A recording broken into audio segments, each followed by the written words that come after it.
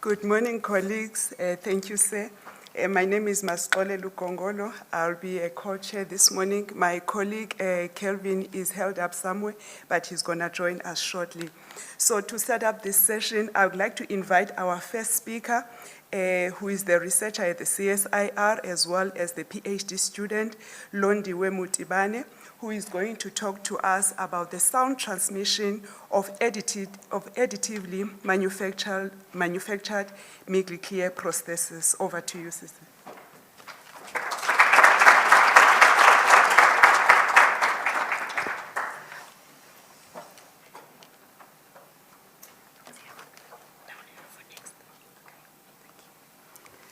Good morning, everyone. As introduced, I am Londiwe Mutibane. I'm a researcher here at the CSIR within the laser-enabled manufacturing group of the Photonics Center. I'm also a PhD student in the field of materials engineering with the University of Cape Town. This morning, I'm going to speak to you about ears. And I hope that you will lend me yours. So the human ear is divided into three regions. There's the outer ear, the middle ear, which will be the focus of my talk this morning, as well as the inner ear. So as I'm speaking to you right now, sound waves are going through the air, and your earlobe is capturing them and channeling them through your ear canal, and they are causing what we call your eardrum. It's the tympanic membrane to vibrate. That vibration is translated to these three little bones, which are called the ossicles, and they too vibrate and make contact with the cochlea. The cochlea then decodes the sound vibrations, sends it to your brain, and says, she's talking to you, and you can perceive what I am speaking to you about. Now, when we speak of hearing, there's two aspects to it.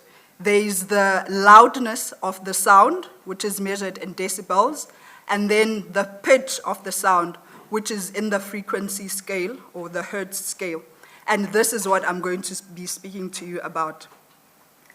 So in the infrasound range, which is the lower range of frequencies, you get animals like the elephant we see there.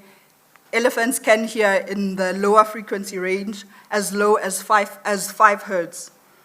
On the opposite end, on the higher end of the frequency scale, that's where your bats, for an instance, can hear sounds up to frequencies of 120,000 hertz. With us, though, the humans, our hearing range of frequency is between 20 and 20,000 hertz. Now, hearing loss is a global challenge, and it affects the global population, about 8 to 20% of the global population. This is according to the World Health Organization. And this challenge often leads to the isolation and often dependency of the affected population. Of this affected population with hearing loss, conductive hearing loss affects about 55% of this population. Conductive hearing loss is when there is a break in the chain of your middle ear.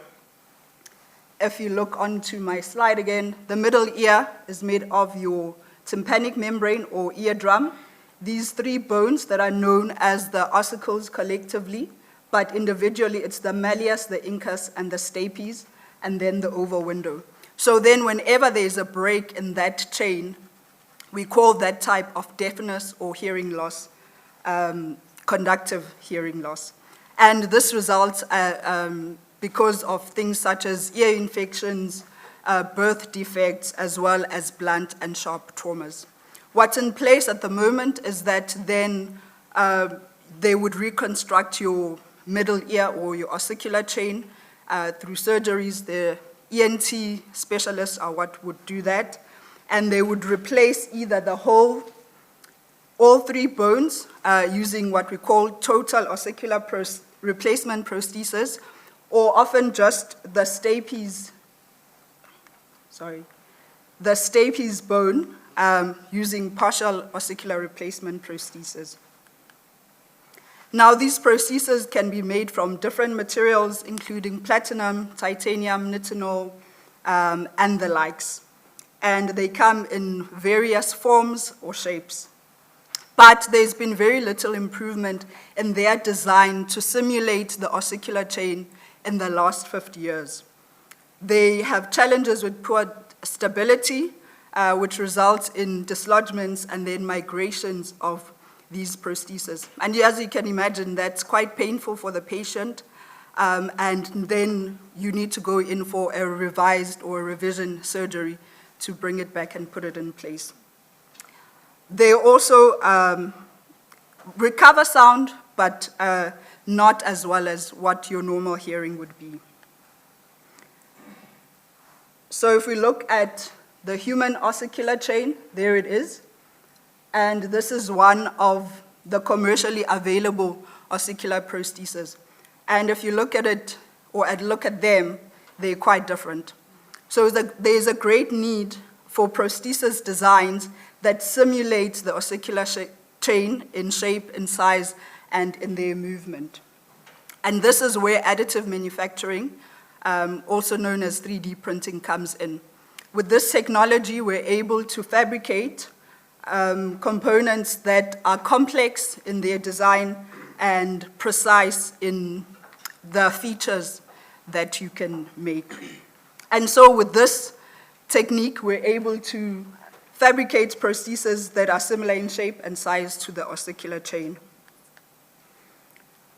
One man who's done this is Professor Mashudu Chifularo, who is a ENT surgeon, and he pioneered the world's first middle ear surgery using 3D printed bones or 3D printed prostheses.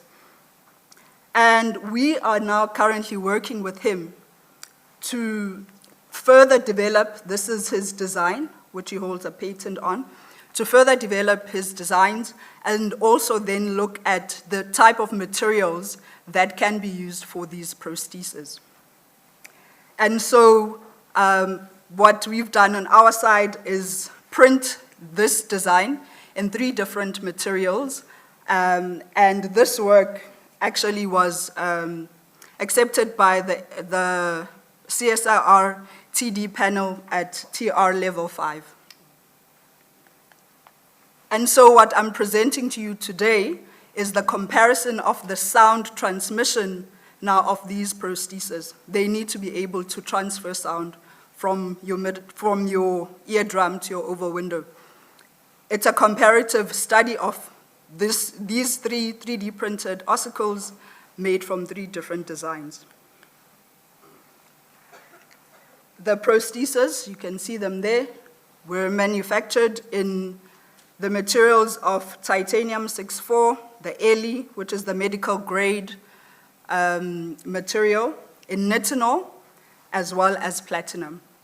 They were fabricated using laser powder bed fusion, which is an additive manufacturing technique. And this was done at optimized parameters for each material. Now, to measure the sound transmission of these prostheses, this is guided by the international standard ASTM F2504-5. And what this standard says is it puts out how you are to measure your sound transmission. And so the setup is roughly, there's a speaker side where you would be inducing sound, and that sound should go through some form of an ear canal, eardrum, and then the ossicle or the prosthesis that's under the test would be there.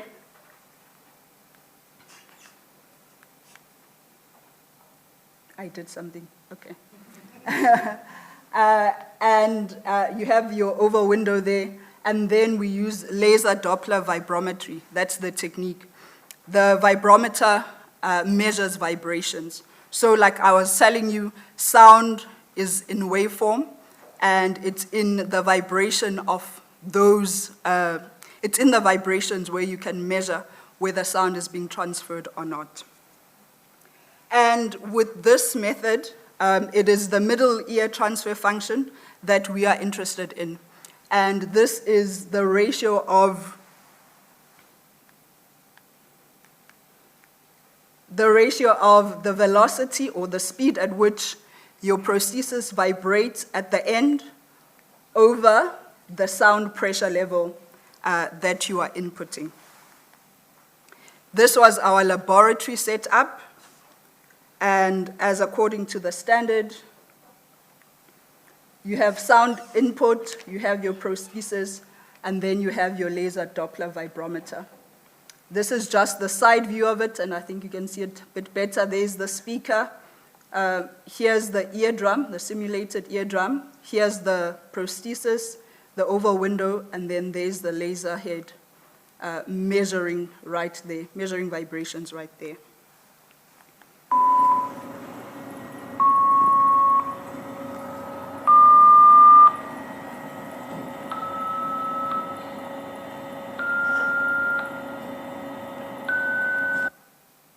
So that was what we were doing, inducing sound at different frequencies. Remember at the beginning I said we hear at a range of frequencies, and here we were testing these prostheses at the range of frequencies for human hearing.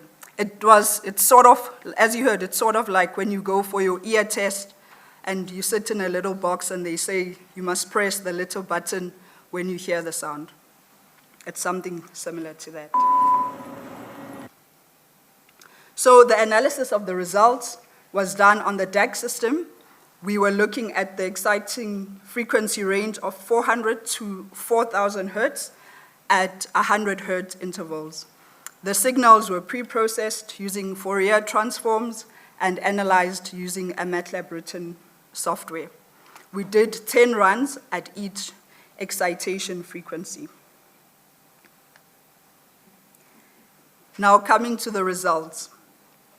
On this graph, we're looking at the vibration, which is measured in speed or velocity, right at the end at your oval window.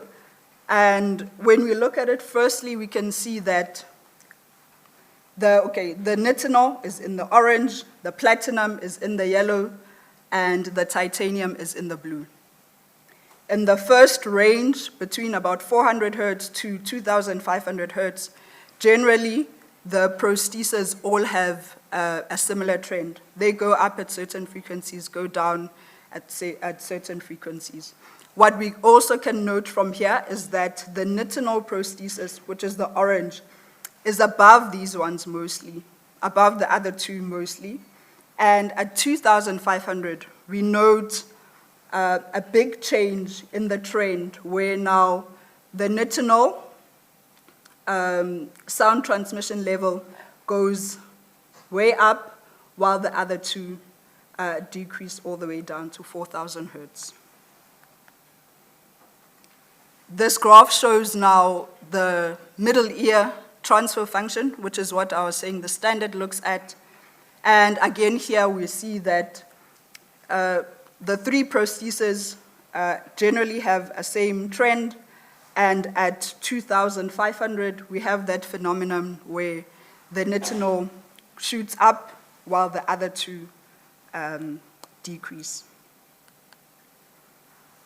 We also then compared our sound, or the sound transmission of our prosthesis to literature as well as international standards, because that's the guideline. The ASTM standard is in the green. There it is. Thank you. And then what we see from here is that the nitinol, which is the orange, is mostly above the ASTM standard. The titanium, which is in the blue, is a little bit lower than the standard, but is mostly comparable in most frequencies, while the platinum in the yellow is above the standard mostly. So in conclusion, sound transmission was assessed using laser Doppler vibrometry on AM-produced prostheses. All the prostheses demonstrated effective performance across the human auditory range. The nitinol prosthesis we saw showed the highest sound transmission, followed by titanium and then platinum. At 2,500 hertz, we saw a significant change in the trend where the titanium and the platinum sound transmission sort of filters off down to 4,000 hertz, while the nitinol one displayed a sharp increase up to 4,000 hertz. We also demonstrated that the nitinol prosthesis has better sound transmission than literature findings as well as ASTM standards. And so the next step in this journey is that these validated prostheses would go into somebody's ear as the professor is busy with his clinical trials, or the next step are for him to go into clinical trials. And we are excited, as the CEO was talking about impact.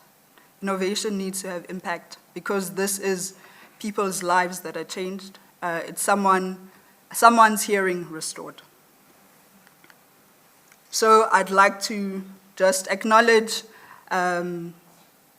contributors to this work, the DSTI for funding through the CPAM program, the equipment that we used here at the CSIR, our industry partners, as well as our tertiary institution partners.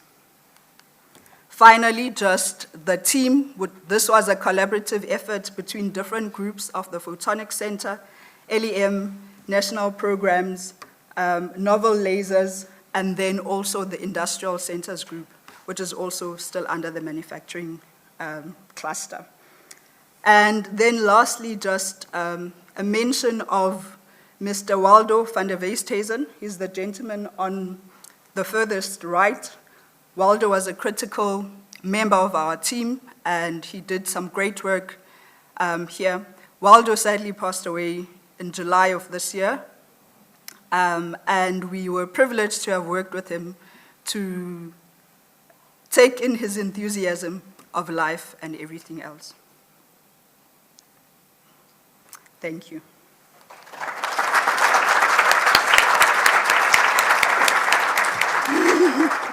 Great presentation, Londi, and thank you very much for that great work. Are there any questions for Londi, colleagues? May I please have the roving mic? Where is it? Thank you. Thank you for the great presentation and sharing your great innovation with us.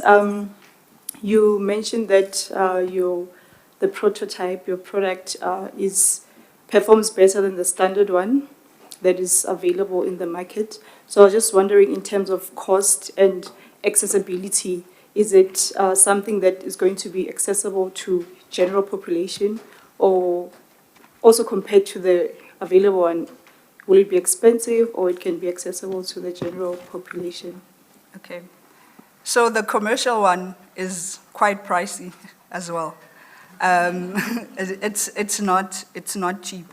But this work, the next phases would be the commercialization of these implants, and with that, in producing many more, we trust then that the price of them would be not as expensive. I can't say it will be cheaper than the commercially produced one, but mostly we're looking to do impact with this work.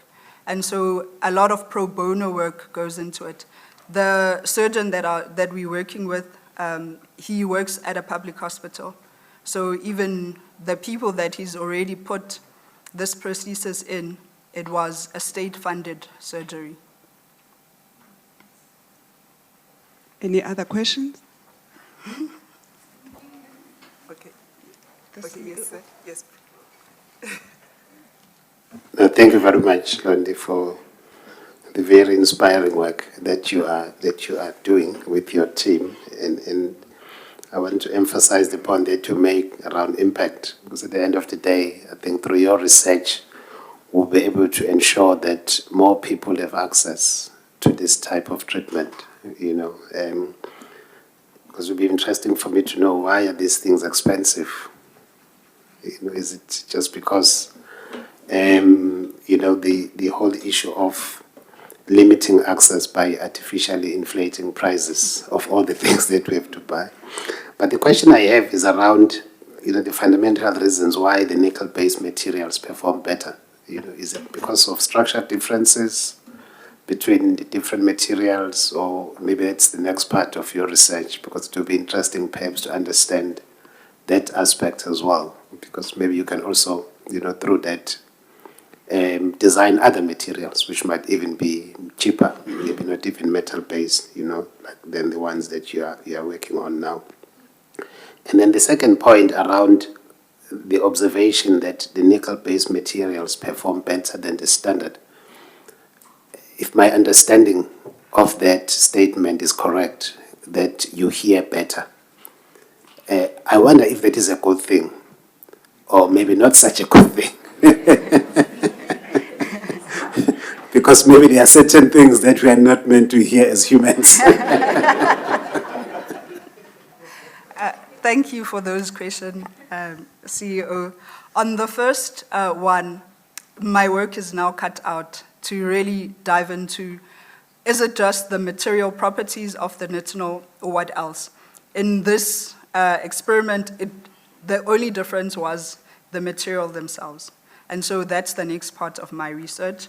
And my PhD is actually on developing these nitinol materials for biomedical applications, because they also have a special shape memory effect, which in this application, for an instance, if you use it for the stapes, the last part, you're able to then fasten onto either tendons or whatever it is on the ears without physical crimping and things like that.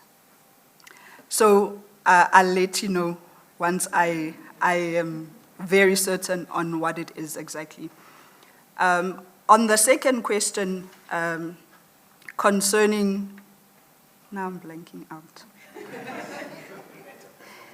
The better performance of the nitinol compared to the standard.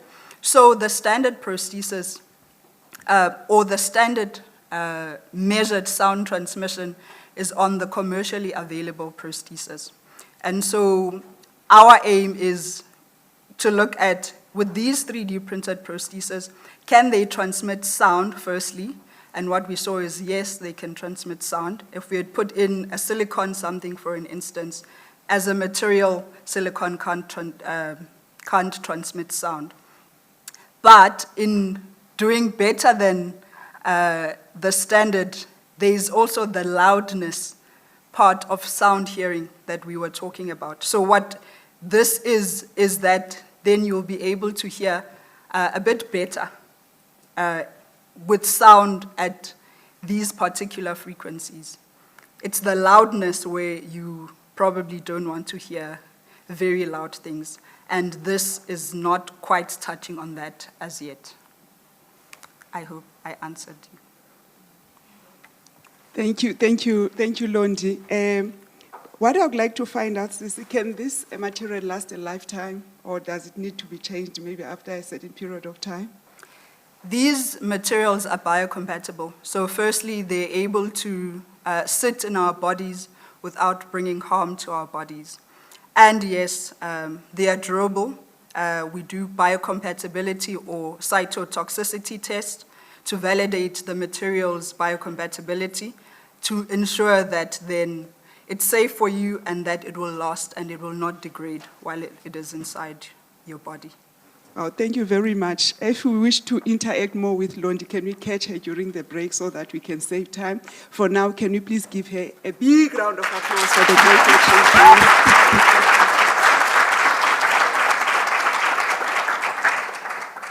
Thank you so much, colleague, for that. Our next speaker will be Mlondi, who is an MSc candidate May we please invite Mlondi, please come forward.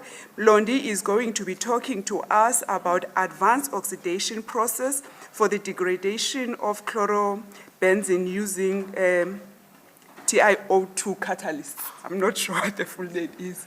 Over to you, sir. So the talks are 15 minutes, and we've got 5 minutes of questions, so I will be timing you. And I welcome my colleague, Kelvin. Please come forward, sir.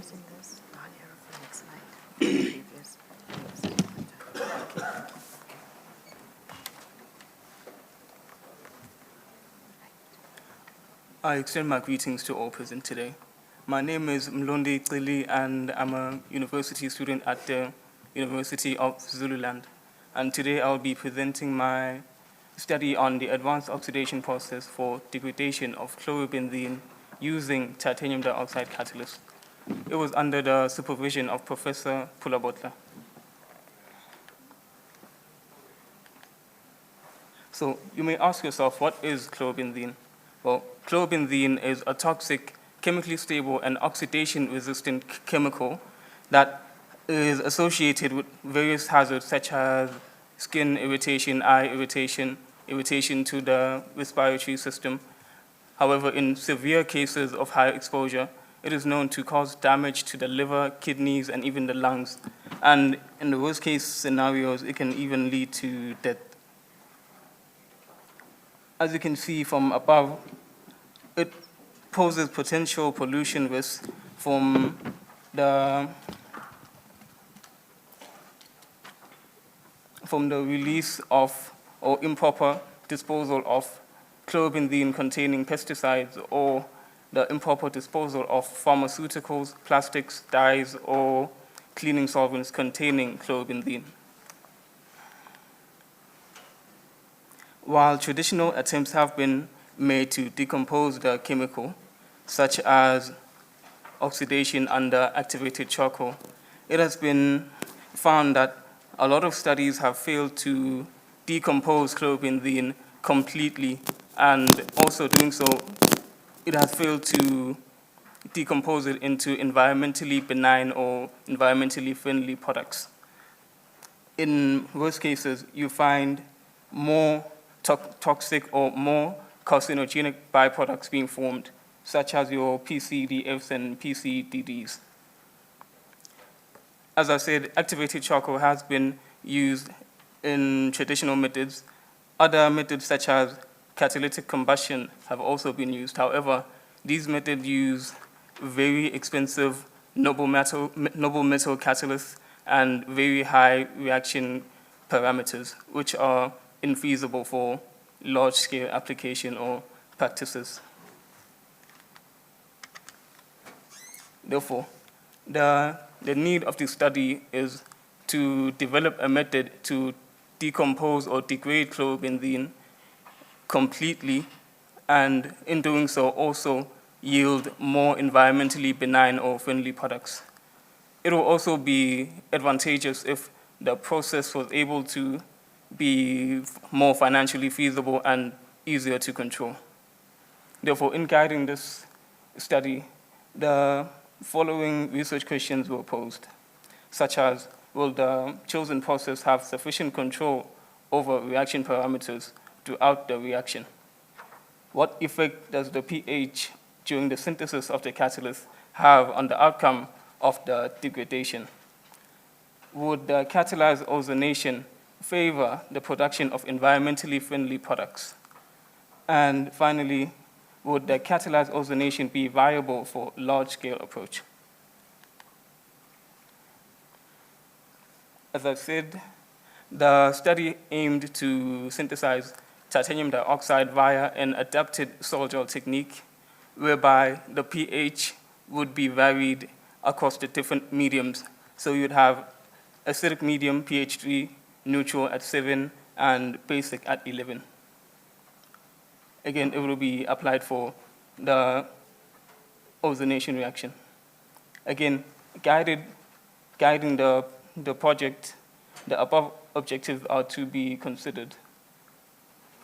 Synthesis of titanium dioxide within the pH ranges, followed by characterization by FTIR, TIM, XRD, and calibration of ozonation generation, as well as application of the titanium dioxide in the ozonation reactions, followed by a study of the sample aliquots by GCMS to analyze the products that will be formed from the reactions.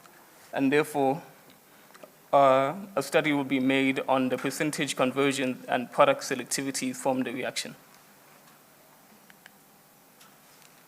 For my catalyst, I have decided to use titanium dioxide not only for its non-toxicity, but also it has shown promising results in various oxidation reactions. Advanced oxidation processes. Advanced oxidation processes are oxidation processes that involve the generation of stronger oxidizing radicals or stronger oxidant species. In this case, I will be generating ozone, which has a high oxidation potential of 1.07 electron volts, which is far higher than the 1.23 electron volts seen in oxygen. Above, you can see how the possible degradation mechanism can occur, whereby the double bonds from the chlorobenzene can be attacked by the ozone molecule to form the ozonide intermediate species.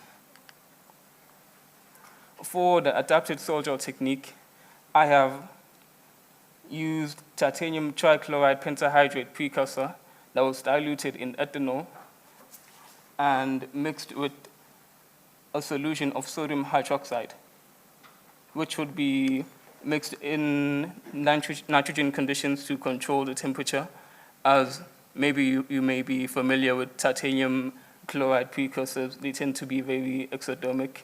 So this was necessary to ensure that no damage would occur to the catalyst. And of course, pH would be continuously monitored during the entire process. Afterward, heating and agitation of the reaction solution would be done in order to bring about proper nucleation of the titanium dioxide. This would ensure that the synthesized material would not fall out of the 1 to 50 nanometer range for catalysts, which is considered the more optimum particle sizes for catalytic applications. Afterward, the solution was aged for several days, 5 days, in order to stabilize the catalyst. This would ensure that they were less prone to oxidative degradation themselves. Hence, the catalyst would also be able to be reused for further oxidation processes. Then afterward, drying and rinsing would follow, again with further drying and calcination.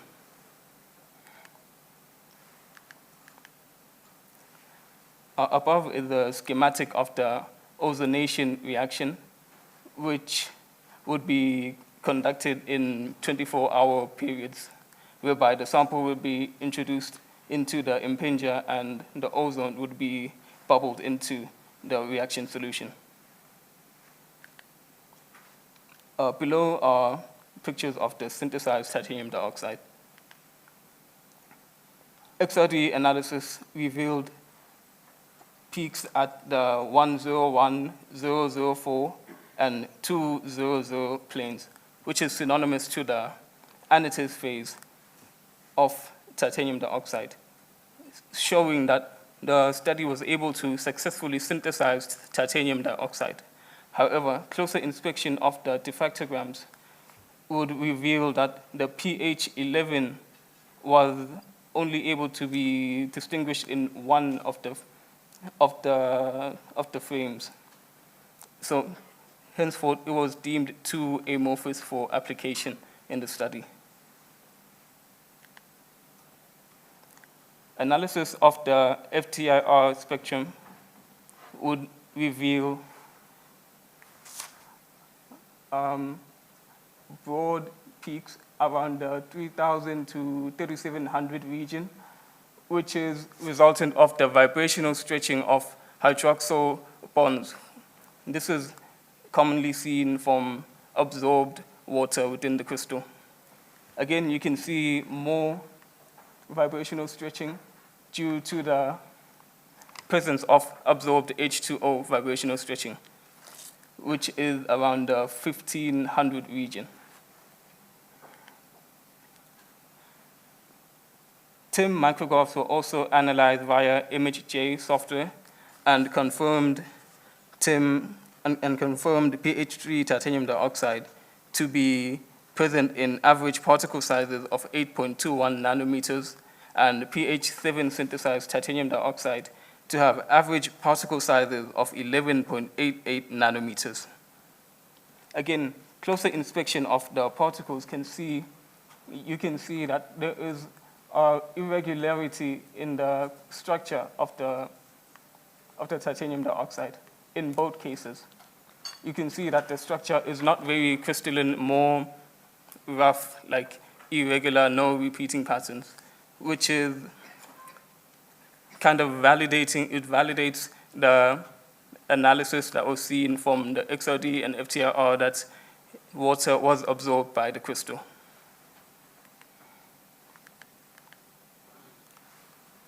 Below is a chromatogram showing the elution of chlorobenzene blank sample. As you can see from the above, the ozonation of chlorobenzene in the absence of catalyst material achieved a degradation or decomposition of chlorobenzene at 50.57% with a selectivity of 41.59% to ethyl hexanoate.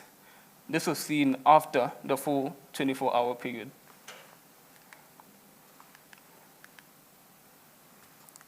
Ozonation under the presence of activated charcoal, which was done as a control, was seen to yield conversion of 83.12% after 12 hours.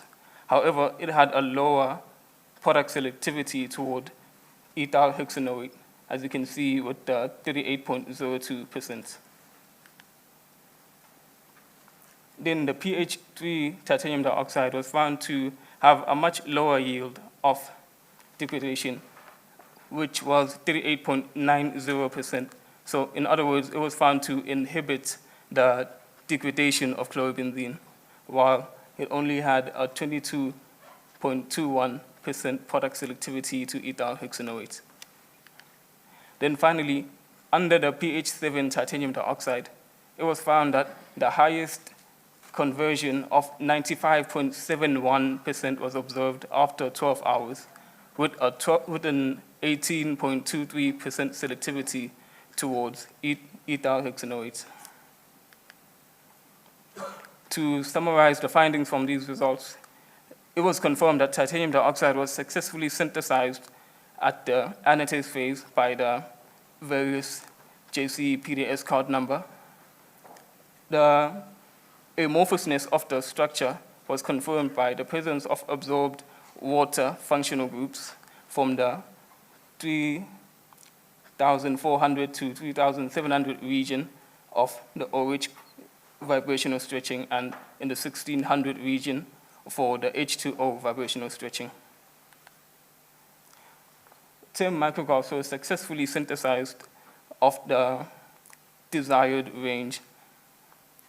And thereafter, GC-MS results of the uncatalyzed ozonation reaction were used as a basis for comparison of the catalyzed reactions, whereby 50% was seen for the uncatalyzed reaction. In comparison to the activated charcoal, it had an increase in chlorobenzene degradation.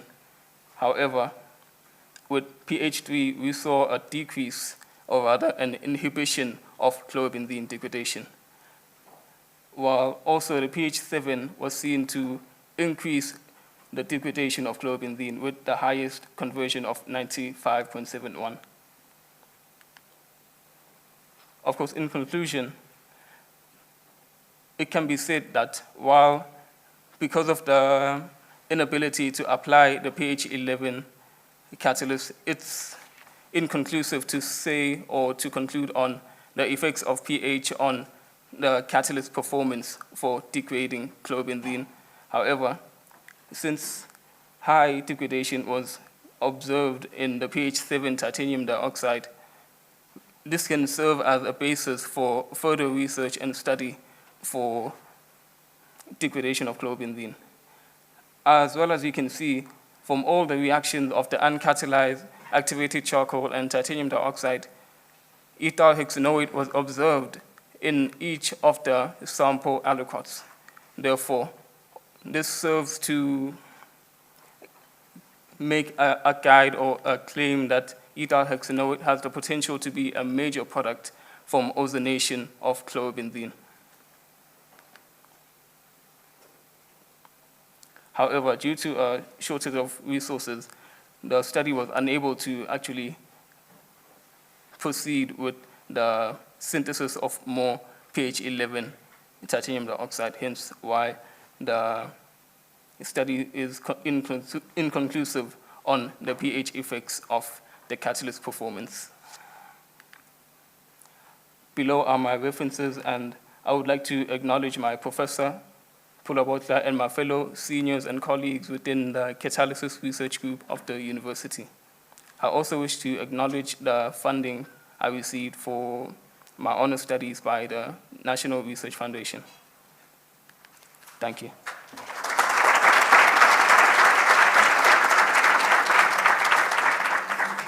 Thank you so much, Mlondi, for your talk. So now, before I open the floor for the audience to ask you questions, so Mlondi, pretend I'm your aunt who hasn't visited you for 3 years. And now I want to find out, hey Mlondi, my nephew, I understand now you are at UniZulu, you are doing your master's. What exactly are you doing? What have you found out? And how do you think your project will change the lives of South Africans? Well, if I can try to simplify it, I am decomposing a polythene. But in my doing so, I'm not only trying to decompose it, but I'm also trying to form products that will be beneficial for future use.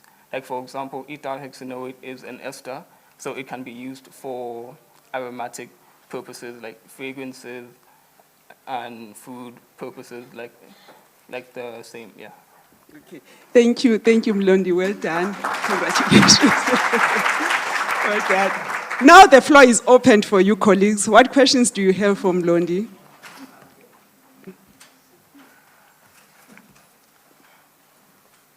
Yes, sir. Thank you very much, Mlondi, and congratulations on the very excellent work that you've done and very detailed characterization. And as you said, taking something which is a pollutant and making a potential flavonoid. That is really excellent work. The question I have is, as you know, titanium exists in two structural forms, anatase and rutile. Did you consider using rutile also as an option? Oh, yes. For this catalytic process? Yes, I'm aware that titanium dioxide is present or found in 3 various phases, being brookite, anatase, and rutile.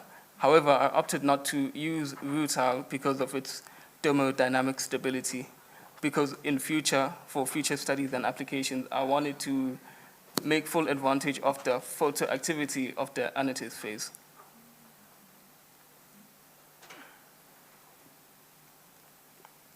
Thank you, Mlondi. Any other questions, colleagues? Okay, thank you so much. Okay, please, sir. Good morning, and thank you for such a beautiful presentation. I just have a question with regards to your synthesis of your catalyst. What was the specific of you using ethanol in your synthetic process for your soldier? Oh, I use ethanol as a means to dilute the precursor, because you find with soldier technique, you have to kind of reach for a certain pH. So in your reaction solution, you have to first put in your first solution, which is acidic, then introduce or inject your basic solution. However, doing so without diluting the acidic one may make reaching your desired pH more difficult. So diluting the acid is easier to control the pH. Okay, thank you. Thank you. We've got another question here.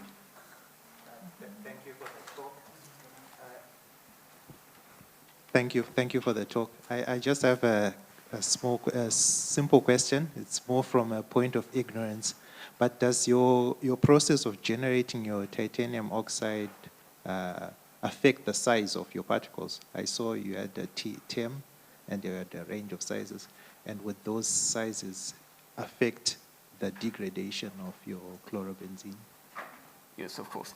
As often you would find, the sizes of your particles is very important because it affects the surface chemistry of the catalyst.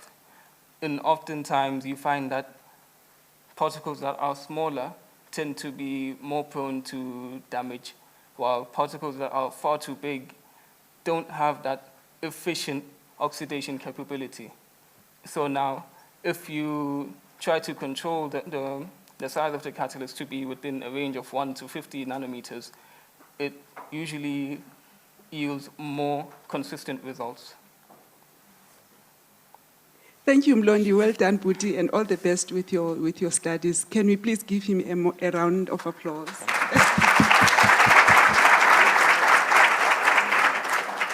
We are now going to invite our next speaker, that is Mushwale Mamabulu. Please come forward, Mashwale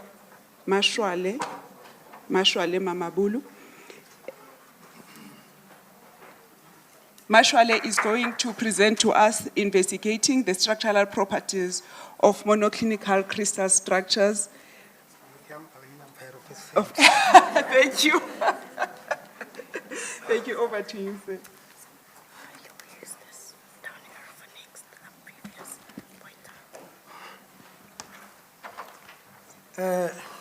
Good morning, everyone.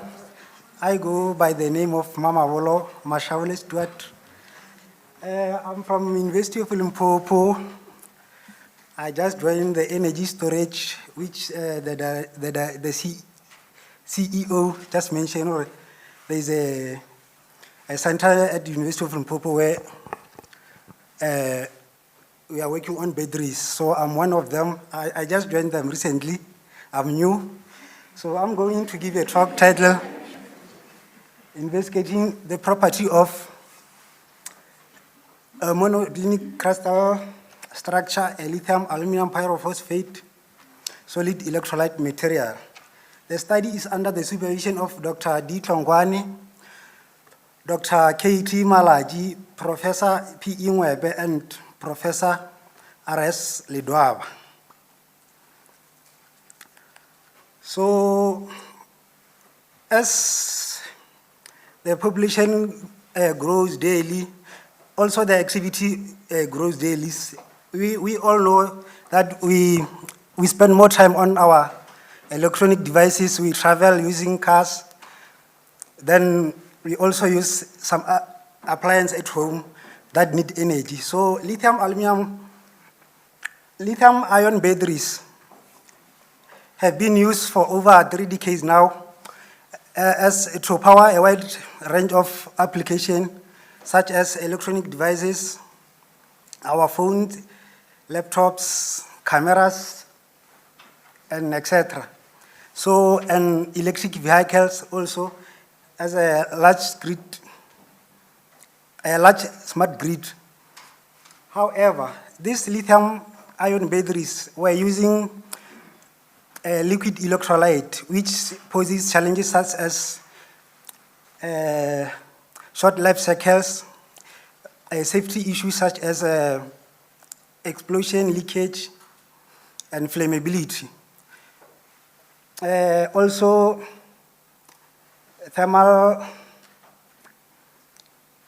and electrochemical instability and low energy density. So, however, recently solid electrolyte have been introduced to address the issues experienced by liquid electrolyte. We can sometimes, when we are driving at some road, you see a car burning because their batteries can explode. They are using liquid electrolyte, which form some reactions. during when the heat is subjected. Remember, an engine of a car can heat. So you can sometimes, when driving on the road, N1 or wherever, we see that we see a car burning. This is liquid electrolyte batteries are one of the issues. So to address this limitation, we came up with 3 materials, of which this one is very new again. Have never been explored as a solid electrolyte, so I'm trying something new. Yes. So lithium aluminum pyrophosphate, which is a Nasicon type structure. So we are studying this material as a solid electrolyte since it has a potential to deliver high lithium ion mobilities and through its dimensional framework resulting in high ionic conductivities and improved battery performance. So in this study that I'm presenting, we haven't calculated the ionic conductivity since the material is still new and has never been reported in the context of solid electrolyte. So however, the structural properties of our material are not fully explored, especially its electronic properties, which is a critical performance matrix for solid electrolyte. So in this study, we are using DFT, density functional theory, to investigate the properties of these materials.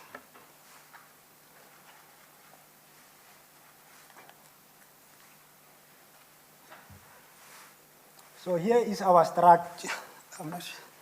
Can I also do it?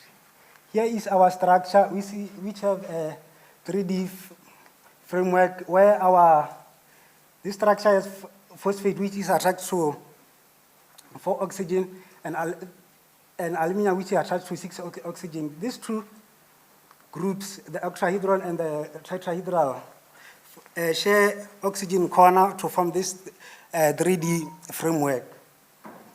We calculated the lattice parameter of this. This material has the following lattice parameters.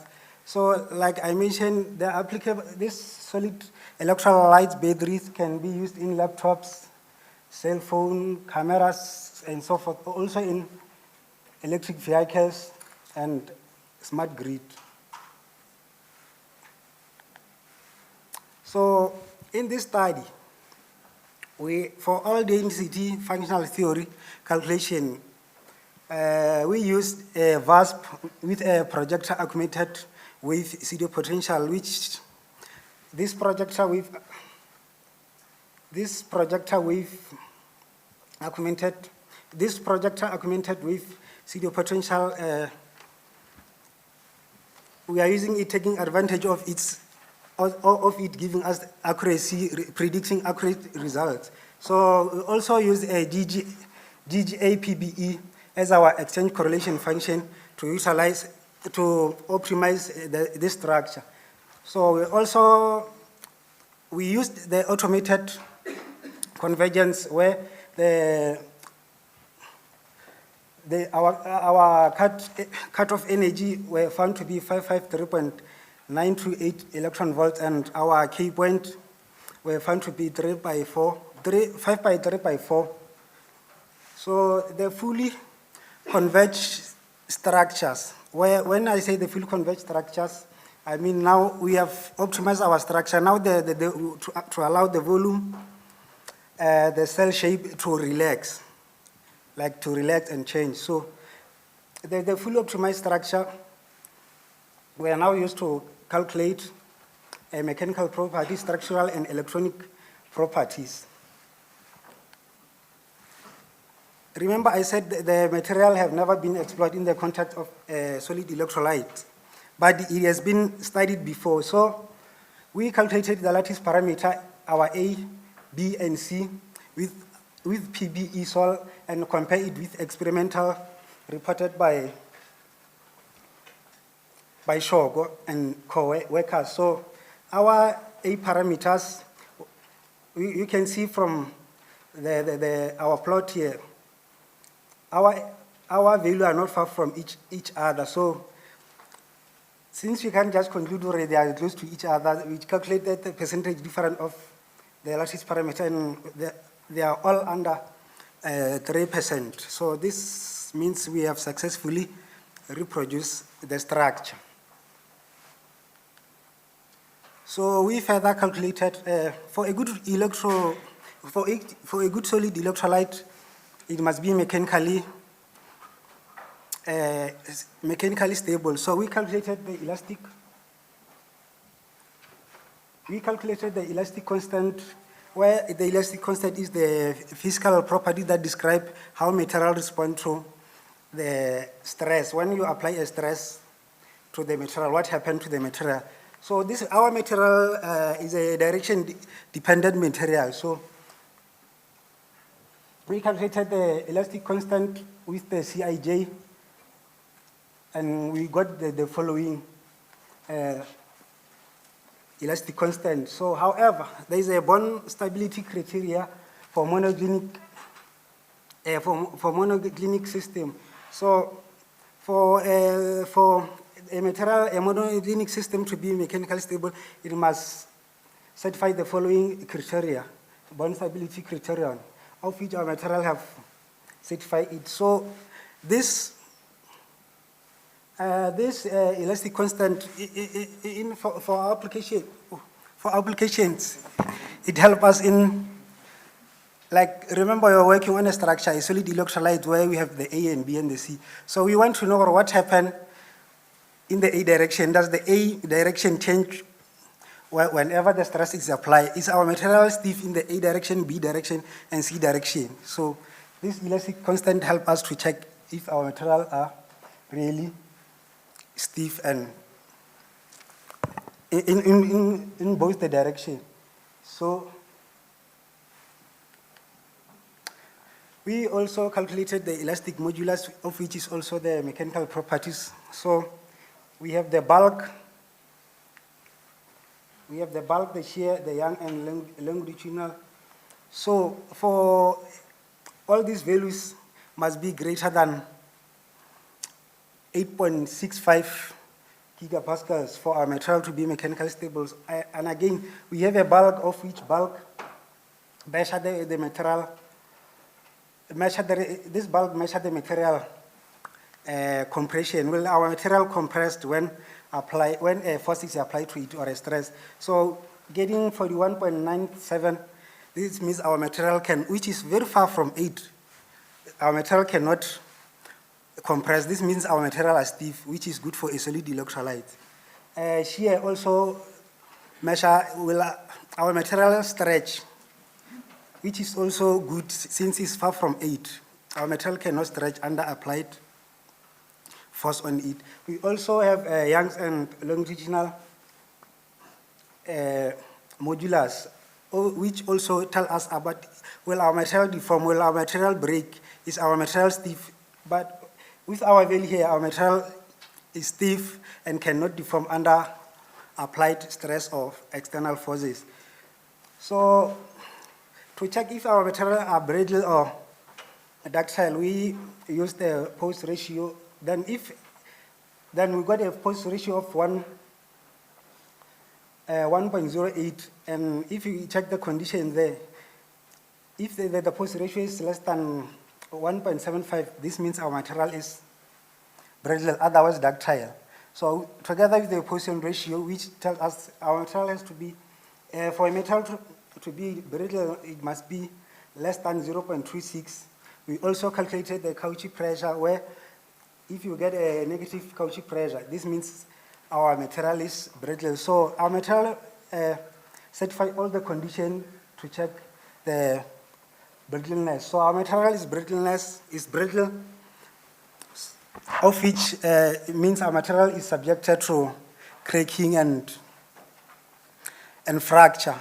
So the bulk and the shear in a battery, it helps us to suppress the formation of dendrites, of which can cause a short circuit in a battery, which leads to safety issues. So our material, this material resist the formation of the growth of the dendrites. So, and again, in also the electrolytes I've read from the literature, they are all brittle. So to address the issue of brittle in this material, in order for a material to not to crack or fracture, we will use various dopant to dope our material. So, but our material, since with the post ratio we have 1.08, it means our material is less brittle. So here we calculated the band structure to check a good solid electrolyte must be an insulator so that it suppresses the electronic conductivity. We don't want electronic conductivity. We don't want to conduct electricity here, but we want the lithium conductivity so that we will get a high ionic conductivity. So we found our material with a wide band gap, which means our material is an insulator. Also, the density of state proved that our material is an insulator with showing the gap there, that this material is an insulator. This density of state and band structure gave us the same result. This means what we are doing, we are in a good direction. Yeah, we are in a good direction. So we further calculated the energy of formation to check if our material is thermodynamically stable. So we find our material to be thermodynamically stable with the energy of formation of 269.28 kilojoules per mole. This means for our material to form, this energy was released to the surrounding in order for our material to form. And this means our material cannot break into its constituent element. So our metal is thermodynamically stable. So we're good to go and to continue with the solid electrolyte. We are not stopping. So in this study, the structural, electronic, and thermodynamic property of our material were investigated using DFT and BBE-SOL exchange correlation function. The material demonstrated a mechanical and thermodynamic stability confirmed by the formation energy and elastic constant. The calculated wide band suggested that our material is an insulator for suppressing electronic conductivity. The Poisson ratio and caoutchouc pressure suggested that our material is brittle but is stiff and strong enough to resist elastic deformation. Here are my reference. I would like to thank the following party, the CSIR, for financial support and allowing me to present my work here, the University of Limpopo for allowing me to register, the Material Modeling Center for academic, they give me supervisor this center, and then the HPC for computational resources. And I thank you.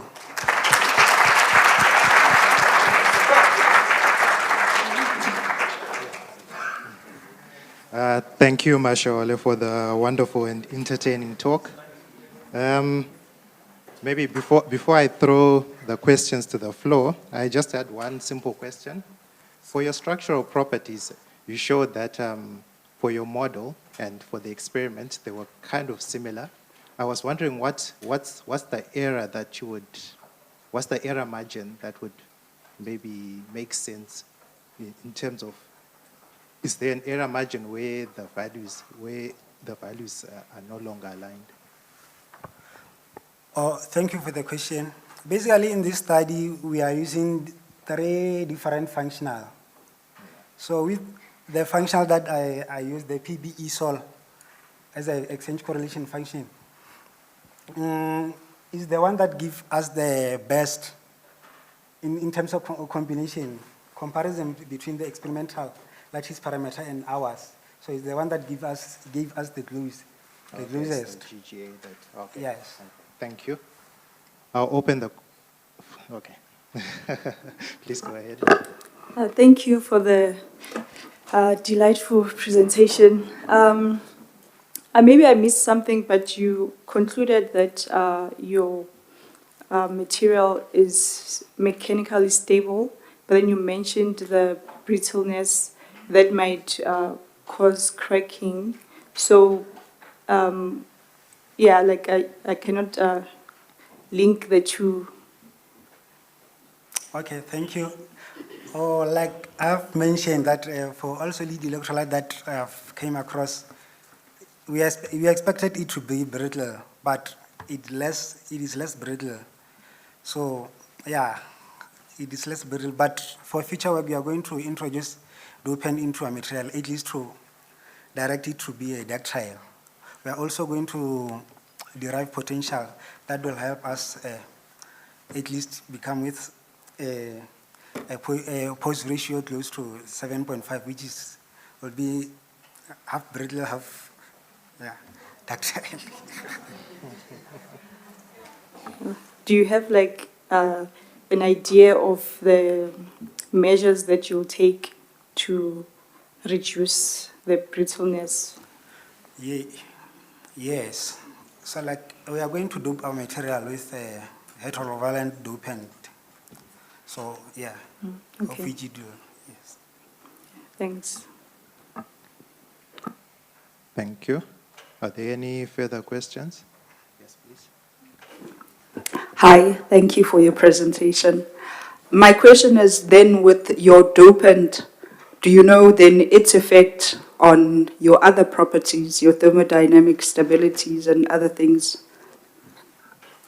Yeah, thank you very much for the important question. Basically, the question is very important, but basically we are using a high throughput method to screen a large number of dopants. So we are going to identify a dopant that will not compromise other properties like the other stabilities.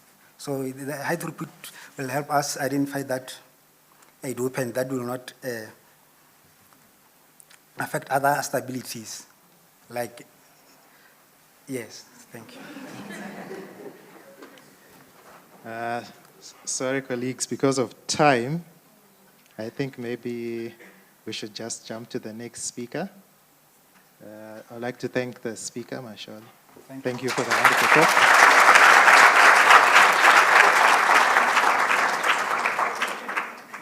So our next speaker is Jacqueline Tao, and she's going to talk about high entropy alloys for hydrogen storage. Please welcome the next speaker.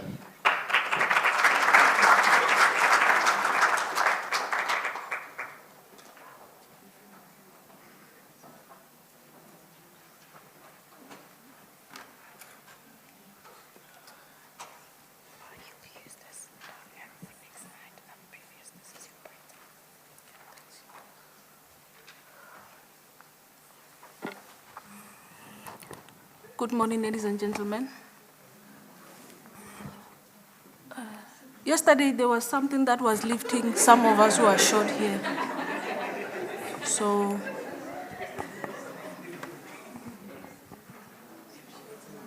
okay.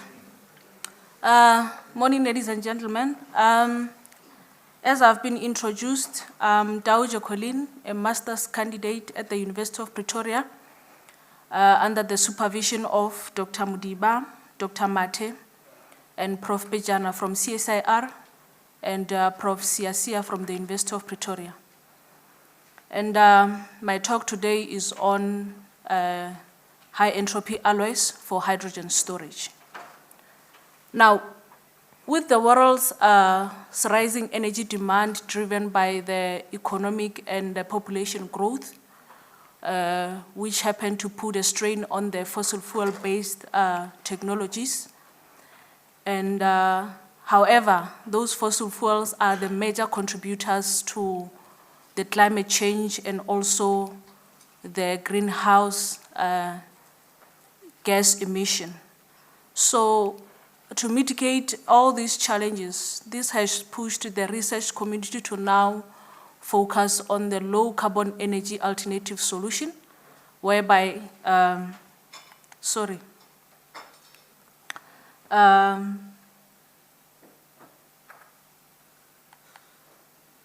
yes. So, as I was saying, this has now pushed the scientific community to now look into the low carbon energy alternative solution, whereby hydrogen has emerged as one of the possible replacement for fossil fuel, mainly because of its high energy density and its environmentally friendly in nature.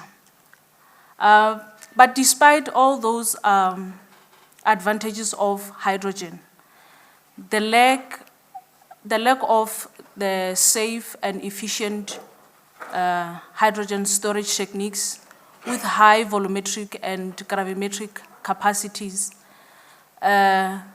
limits the adoption of the hydrogen-based technologies.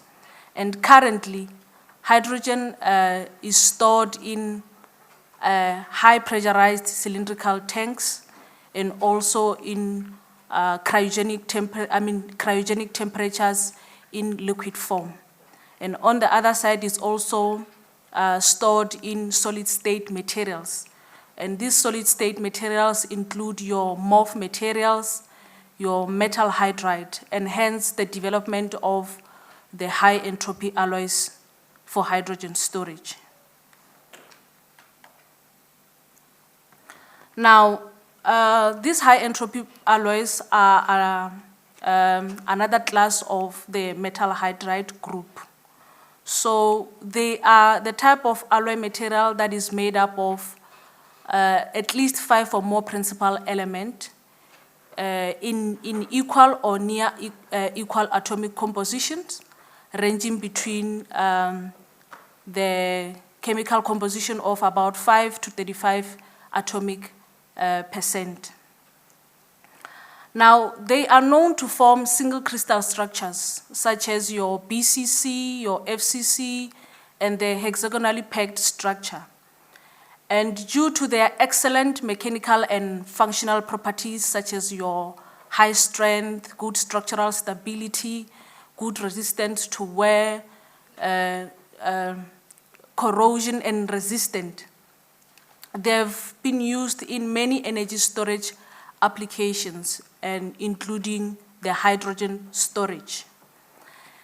And there are different techniques that have been employed to produce these high entropy alloys, which includes your arc melting, your ball milling, and also lately additive manufacturing, whereby the directed energy deposition is also explored. And in this project, we used, the focus is on the directed energy deposition. Now, hydrogen can be stored safely and efficiently in solid state material in high volumetric and gravimetric capacities under ambient conditions. And amongst the different solid state materials, our focus is on the metal hydride, mainly due to its ability to operate under moderate pressures and also to store hydrogen in high volumetric capacity. And however, according to the US Department of Energy, for us to consider these high entropy alloys as the potential hydrogen storage materials, they must at least be able to achieve high gravimetric capacities of at least 4.5 weight%, with an ultimate goal of reaching the 7 weight% that we see on the graph. Now, with what is currently happening in the research community, the BCC structured high entropy alloys in particular have gained significant attention in the hydrogen storage, mainly due to their loosely packed structure, whereby they may provide more available interstitial sites whereby our hydrogen can be stored. However, given that, there is still a need in terms of achieving the high storage capacity. And while the BCC have shown superior hydrogen storage capacities, the Lave phase they've also demonstrated the reversible performance at also room temperature. So ideally, we want to develop energy storage material that can operate under ambient conditions for safety purposes. So, and previous studies have shown that using these elements, you can achieve those BCC and the Lave structure, and also they are also regarded as the promising candidate for our hydrogen storage material. And the high entropy alloy with the highest storage capacity by far was reported by Chen with the highest storage capacity of about 3.7 weight%, which is still far beyond meeting the target set by the US Department of Energy. So therefore, there's still a room for us to improve on that.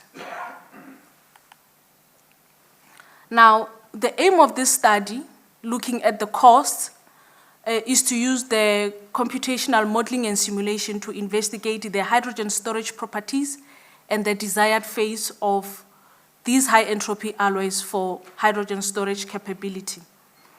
And the objectives, we are going to look at the hydrogen storage properties and also investigate the phase desired. And once we're done with that, we'll then move into now experimentally fabricating those simulated high entropy alloys using our in-house DED additive manufacturing system. As I said, we are going to look into, we are going to use the computational modeling. In the field of modeling, our work is to develop those models and then we validate them. So one of our scientists developed this PCT curve model to evaluate the applicability of our material for hydrogen storage. Now, the ability of these materials to store and release hydrogen is highly dependent on their pressure composition temperature curves, which predicts the absorption and the desorption capacity of the material. And eventually, we can analyze the storage capacity of our material.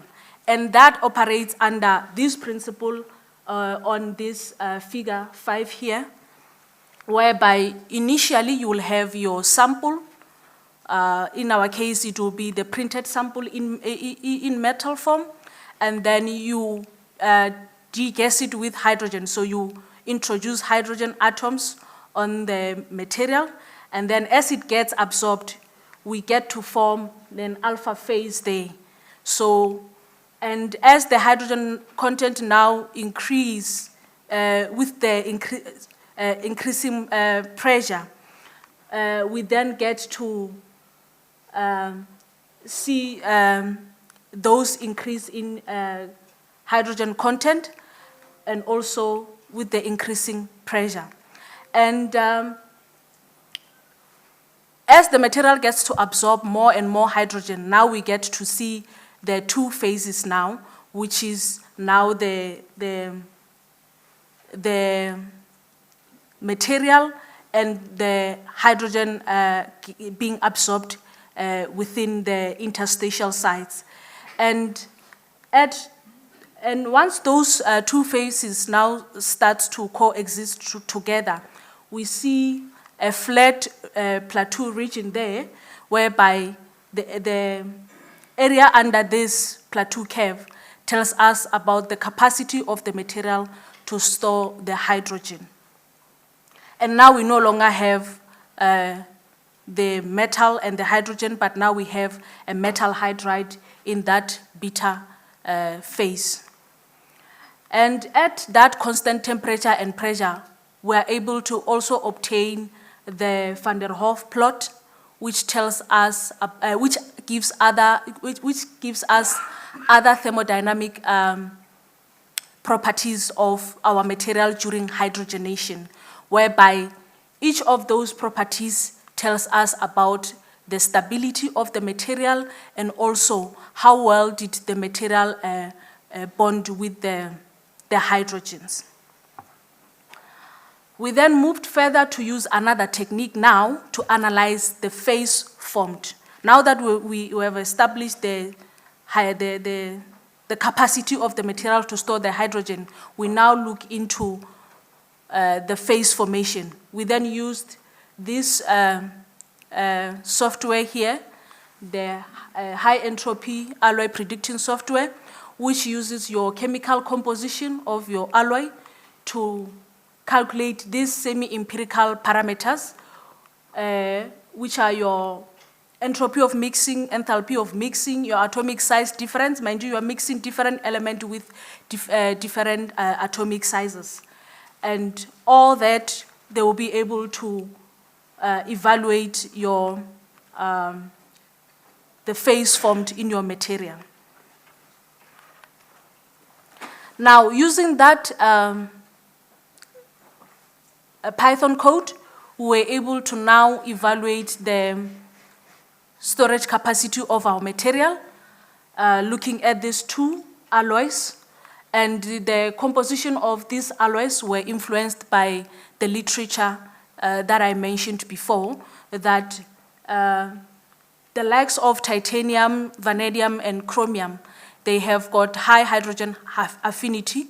Therefore, they give you a chance of obtaining higher storage capacities.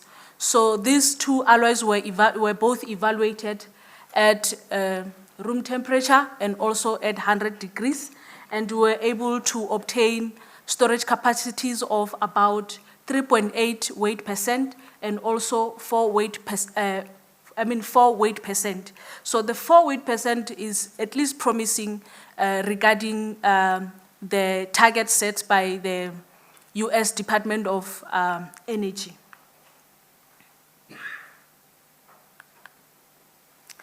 Now, with our phase formation, we then calculated these semi-empirical parameters.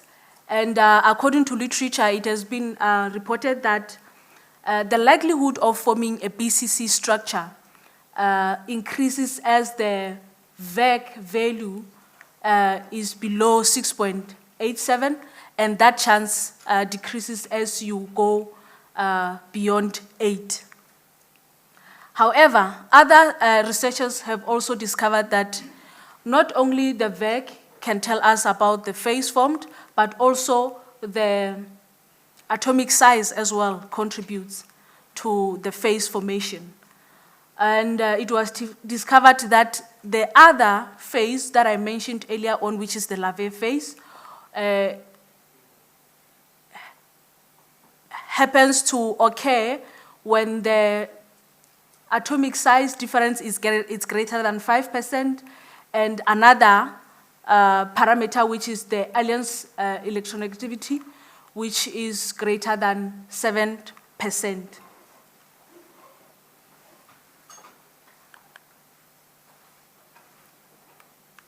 Okay, sorry. So based on our results, we can tell that although we are forming a BCC based on the VEC number, but there is a possibility of us also forming the Lave phase. Now, in our high entropy alloys, we are using elemental powders. So we're mixing all those powders, and what you see here is the powder mixing process.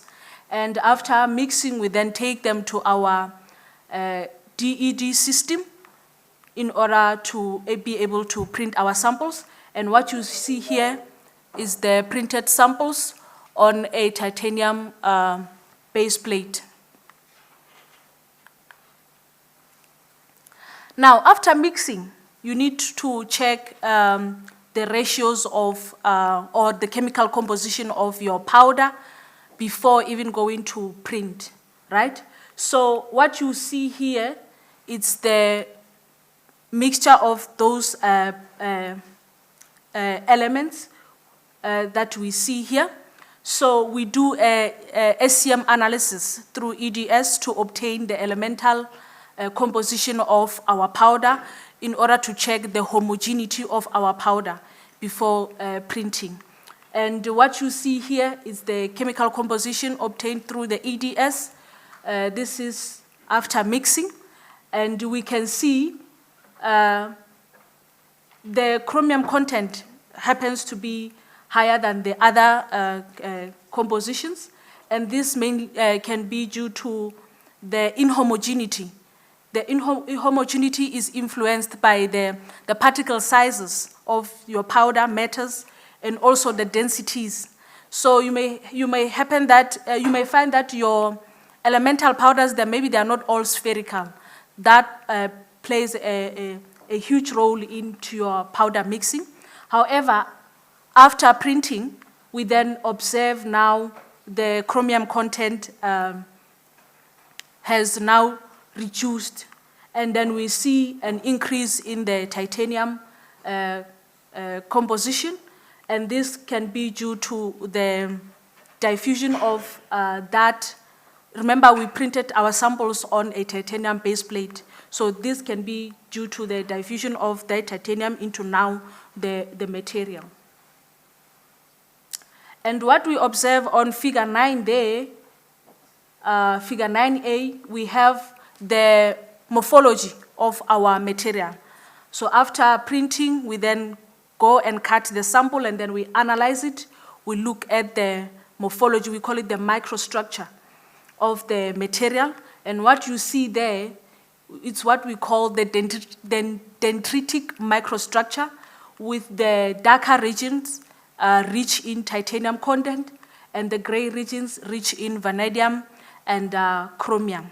So the darker region, this simply means that during the DED process, the titanium segregated into these darker regions.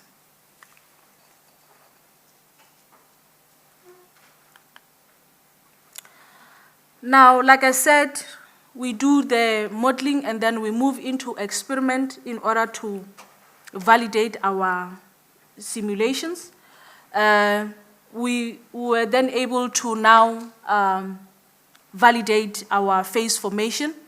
And what you see here, it's the actual composition that we had initially with those semi-empirical parameters. And then this is after mixing the powders. We're observing if the VEC number, is it still within the formation of a BCC structure?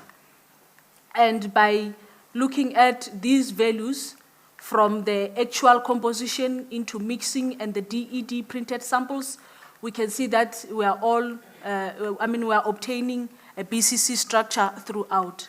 And then we went on to now do even XRD to validate the predictions. And then from our XRD data, we can see that indeed we are forming a BCC structure and that possible Lavey phase structure. Now, in conclusion, I can confidently say that the two high entropy alloys were successfully investigated, which demonstrated excellent hydrogen storage performance by absorbing large amount of hydrogen with storage capacities of about 3.8 and 4 weight% at those temperatures, 25 and 100 degrees respectively.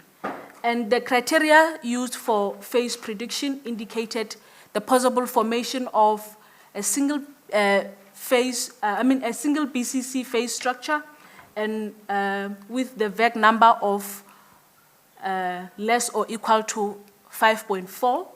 However, the XRD also revealed the presence of the Lavey phase structure.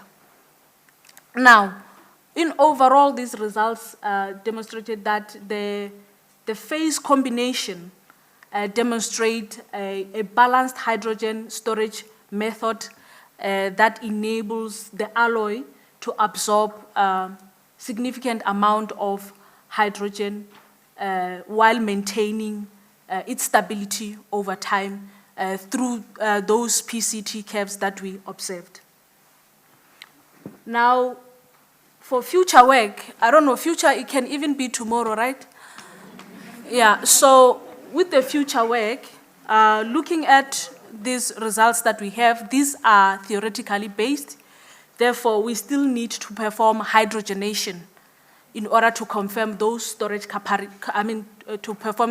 confirm those storage capacities to validate our simulations.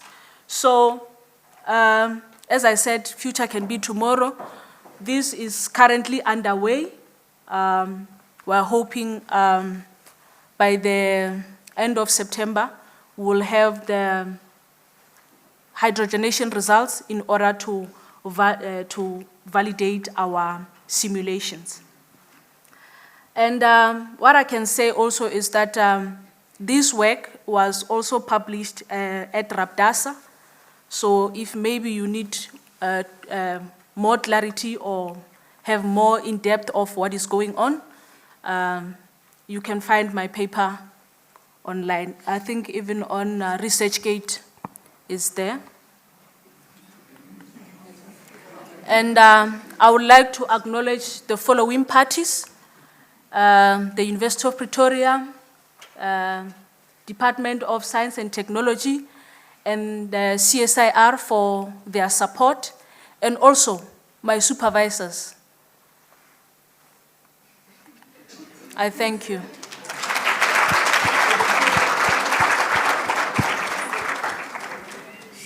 Thank you, Jacqueline. Thank you for the wonderful talk. Before I open the questions to the floor, I just had one quick one. I saw you produced alloy 1, but alloy 2, you didn't produce it. Is it because, is there a specific reason why you didn't? Okay. At the time... Oh, sorry, you didn't hear the question. The question was, I saw she produced alloy 1 experimentally, but she didn't produce alloy 2, so I was just wondering why alloy 2 wasn't produced. Yeah, so during the time this work was supposed to be submitted for Abdasa, I had only produced alloy 1. But now I've recently produced alloy 2. So it was mainly due to resources at the time. Yeah. Oh, okay, thank you. That's wonderful. I'll open the questions to the floor. Are there any questions? Yes, please. Thanks, man. Great presentation. I wish I took the actually registered this based on this topic. I once had an offer to do that, but my question is simple. I wanna check with your material. Did you look into it specifically for the mobile or the stationary storage? Because I'm looking at if it's for mobile, there is a kinetic movement within. So is that not going to affect the material implementation of your actual implementation of your material? Thank you. Can you repeat the question? Okay. I'm asking, based on, should I say, your simulation, and looking in terms of the storing of your hydrogen, then my question is based on, you were looking on the storing specifically on the stationary phase or in the mobile phase? In a mobile phase, I'm meaning in terms of the transportation. So now I'm looking at, is that not going to affect the way you assemble your storing aspect of it? Yeah, hey, that's quite interesting. I can say, yeah, no. Sorry, but It's fine. We can consider it in terms of looking into it. Yeah, maybe moving forward. Thank you so much. Yes, thank you. Thank you. Yes, please.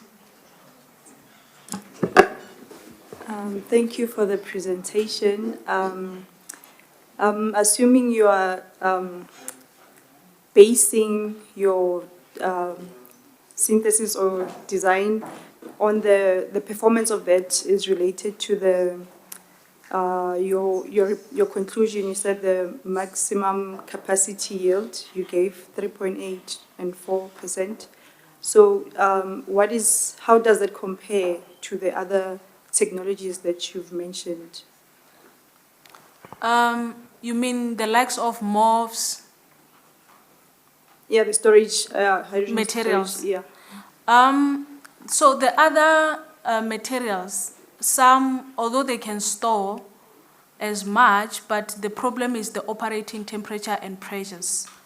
So some you find that they are operating at high pressure, but then when it comes to the kinetics of the materials, it's not performing very well in terms of releasing and absorption of the material, although it can store that much. So hence I said, in our case, ideally we want to operate within the ambient conditions.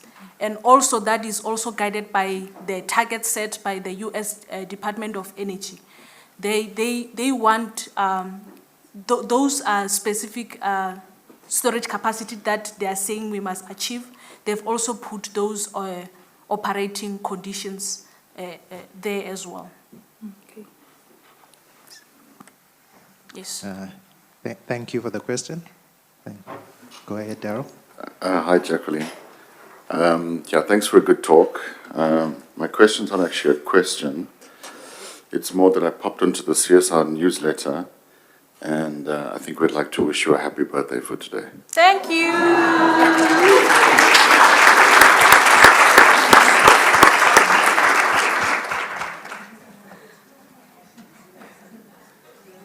Now my day's made. Yes.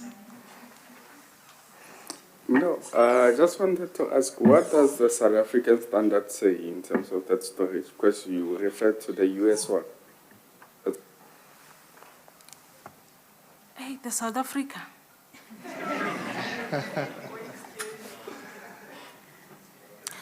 I think you're raising a very good point there. Yeah, maybe that's something that I'd also need to look at within where I am, not like base whatever that I'm doing on what the world at large is. Yeah. Thank you. Thanks. Okay. I think we have a question again. No, I wanted to help her in terms of responding to him, but there is no standard specifically for South Africa because we depended mostly on the standard, specifically on the hydrogen. I attended, I think it was more of the policy and standard development, so it's where they're still looking in terms of the way of aligning within the standard that are already existing. Thank you. Thanks, my brother.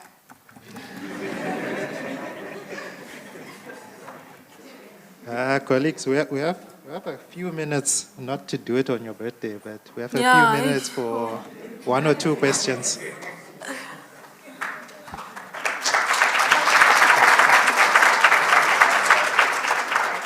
Thank you, Jacqueline. Thank you for the wonderful talk. Our next speaker is Ronewa Padagi. Please welcome the speaker.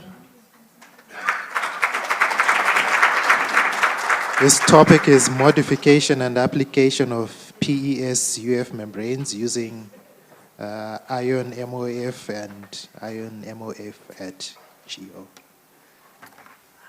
Okay.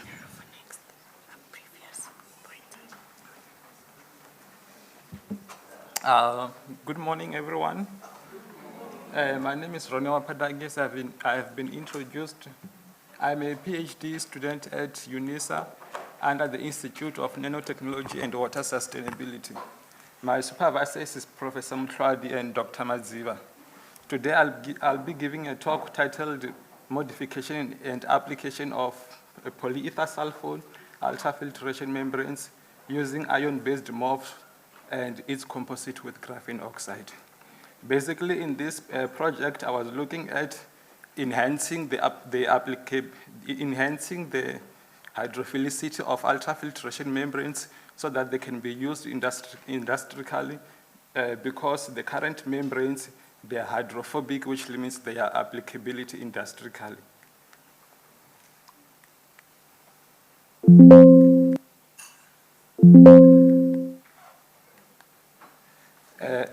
Like I said, from my application of my work is using membranes with a application in water treatment. So in this way, we'll be looking at leachate treatment, but basically we can use the membranes in treating all types of wastewater. So we'll be looking at leachate because it consists of organic matter, inorganic salts, organic trace pollutants, and heavy metals, which makes it hazardous. It ends up contaminating surface water and underground water. So to prevent this from happening, there's a regulation in South Africa which says that every landfill needs to have a leachate management system. So different landfills treat leachate differently. The most common method is Fenton process and reverse osmosis. The problem with Fenton process is that it produces a high amount of ion sludge, which creates problem in disposing it, and reverse osmosis suffers mainly from membrane fouling. A membrane fouling of reverse osmosis occurs in 4 stages. We have complete pore blockage, standard pore blockage, intermediate pore blockage, and cake layer filtration blockage. So to mitigate membrane fouling of reverse osmosis, we can introduce a polymer grafting, which is by introducing the hydrophilic monomers, which will increase the hydrophilicity of the membrane and thereby lowering the anti-fouling properties of the membrane. Or we can incorporate nanoparticles such as metal oxides and MOFs by blending method. And then after, we can also use pre-treatment of using microfiltration, ultrafiltration, coagulation, or flocculation process. But the problem with coagulation and flocculation, it requires additional chemicals, and these additional chemicals increase the overall cost of the wastewater treatment, and it is not in line with environmental sustainability. So in my project, we are proposing to use ultrafiltration membranes by pre-treating the leachate. We incorporate ultrafiltration membranes, and then from there we use the effluent to introduce it to reverse osmosis, and then from there the water can be reused or they can be consumed. The desired polymers to fabricate ultrafiltration membranes include polyether sulfone, PSF, PVDF, and PTFE. These polymers, they have good mechanical and chemical stability, but the problem is that they are hydrophobic, which means their applicability in water treatment. So to improve this, their hydrophilicity so that they can be further used in water treatment, we can incorporate nanoparticles such as metal oxides using blending method, or we can do polymer grafting. But the problem with polymer grafting, it compromises the mechanical stability of the polymer, which reduces the mechanical and chemical stability of it. And therefore, they cannot be used in complicated wastewater. So for blending method, it does not compromise the mechanical and chemical stability of the membranes. And then in this project, we are proposing to use blending method using MOFs, because MOFs have high surface area, they have high porosity, high tenability, and high durability. So these MOFs have been used in different fields of scientific fields, but the problem, they have poor hydrothermal stability, and they are produced from prolonged reactions, which leads to poor yield. So in this way, we aim to overcome these disadvantages by creating a composite with graphene oxide, and then we create and then we create a morph composite with graphene oxide. The aim of my work is to introduce hydrophilic functional groups into polyether sulfone matrix, which will increase the antifouling properties of the resultant membranes. And then the hypothesis is that the incorporation of nanofillers at varying concentration will enhance the overall membrane properties up to an optimal loading. Thereafter, the nanoparticles will start to aggregate and lead to reduced membrane properties due to membrane defects. So it is important for us to investigate different concentrations of the nanoparticles so that we don't have membrane defects, because at the end we want to have membranes with better properties, unlike membranes with a reduced water flux. And then from there we synthesize the nanoparticles, which we morph. It was synthesized using one-part hydrothermal synthesis, where we mixed the metal center and a carboxylate ligand. And then from there, we subjected to hydrothermal synthesis. After 24 hours, it was centrifuged and washed, and then dried in an oven. And then for the composite with graphene oxide, it was synthesized the same way as the morph, but in this way, graphene oxide was added into the solution and used as a template. And then membranes were fabricated using phase inversion method, whereby the casting solution consisted of PES, PVP, morph, and also the composite of morph with graphene oxide, and the solvent which was used was NMP. In this case, you can see that the PES, it was kept constant, and PVP was used as a porogen, which was responsible for forming the porosity of the membranes, and the nanofiller, it was increased because this was the properties which we're trying to investigate to see which concentration of the nanofiller will have the best water flux and antifouling properties of the membranes. When we increase the nanofiller concentration, the concentration of the solvent decreases. After preparing the homogeneous casting solution, then the solution was cast on a glass plate, and then it was immersed in water. After a few minutes, the membrane formed. And then from there, we characterized the nanoparticles using FTIR, TGA, and XRD. With FTIR for the graphene oxide, we see that it has 3 clusters. The first cluster is hydroxyl group. It has hydroxyl group. The second cluster is carbonyl group, and then it has alkoxy and epoxy group. And then for the morph, we have 3 clusters, which is carbonyl group, which also consists of CH group. Then we have 2 types of carbonyl group, which is carbon double bond oxygen and carbon single bond oxygen. And then we have metal oxo bond, which successfully confirms that we have a morph. And then we also have this these other absorbents for the carbon-carbon bonds. And then for the composite, we have the 4 clusters, which is for hydroxyl group from the graphene oxide and the morph. And then we have 2 types of carbonyl groups, and then we have alkoxy epoxy group from the graphene oxide. Then we have metal oxo bond from the morph. And then from there, we investigated the thermal decomposition of the materials, and then turned out graphene oxide decomposed in 3 stages, which was loss of moisture, and then from there we have oxidation paralysis of the framework. And then for the morph and the graphene oxide, it decomposed in 3 stages. The first stage was loss of moisture, which was absorbed in the framework, and also water, which was coordinating within the framework. And then from there, we have decomposition of the oxygenated functional groups, which left forming carbon dioxide. And then from there, we have oxidation paralysis of the framework, leaving behind stable ion oxides. And then for the XRD, the GO, it has 2 peaks, and then this peaks shows that there was oxygenated functional groups which prevent the staking of the graphene sheet layers. And then for the morph, we have 2 peaks, the sharp peak and the broad peak. The sharp peak shows that there's a periodic crystallinity of the framework of the morph. And then for the broad peak, it shows that the morph which we created was in layered format. And then for the composite of MOF and graphene oxide, it consists of peaks from the graphene oxide and the MOF. However, for the graphene oxide in the composite is shifted into low intensity, which shows the encapsulation of the MOF on top of the graphene oxide.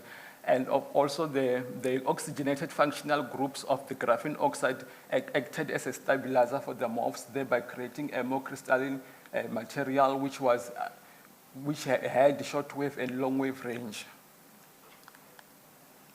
And then from there we did ACM and HRTM. The ACM of the graphene oxide, it shows that it is made out of layers with nanochannels. And then for the ACM for the MOF shows that it is made of ultra-thin layers which fused together forming a block-like shape. And then for the composite, it is made out of graphene oxide layers, sheets, as well as the blocks of MOFs.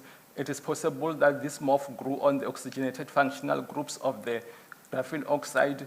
And then for the term, the graphene oxide, it is made of transparent layers, transparent sheets, which are even visible on a carbon support. And then for the MOF, it is made of mixture of truncated and hexagonal motifs. It formed hexagonal motifs because they used the carboxylate ligand. It reacts with iron to form hexagonal motifs. And then for the composite of MOF and graphene oxide, it shows that there was anisotropic growth of the MOF on top of the graphene oxide. And then from there, we characterize the fabricated membranes.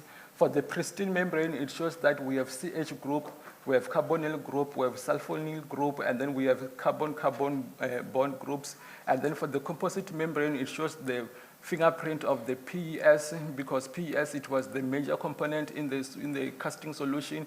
But however, for the composite membranes, we have a new bond, carbonyl bond, which is from the graphene oxide as well as the MOF, which shows the successful blending of these two materials. And then from there, we investigated the membranes using the ACM. We did the top surface, the cross-sectional, and the bottom surfaces of the membranes. The top surfaces of the membranes, they are all made of upper porous dense layers. But when you increase the nanofiller concentrations, the pore distribution changed. It increased slightly due to slow solvent, non-solvent demixing rate. And then for the cross-sectional membranes, it shows that it is made of upper dense layer with finger-like pore structures. And then for the bottom layers of the membranes, it is microporous. These bottom layers, it serves no purpose infiltration. However, it acts as a support layer for the top surfaces. It can be seen that as you increase the nanofiller concentration, the porosity of the membranes decreased. And then from there, we investigated the fabricated membranes using AFM. AFM serves as a tool to support ACM images.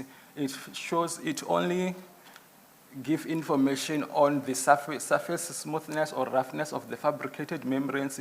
The rougher the membrane, the more likely it is to suffer from the fouling, and the smoother it is, the better it is from fouling.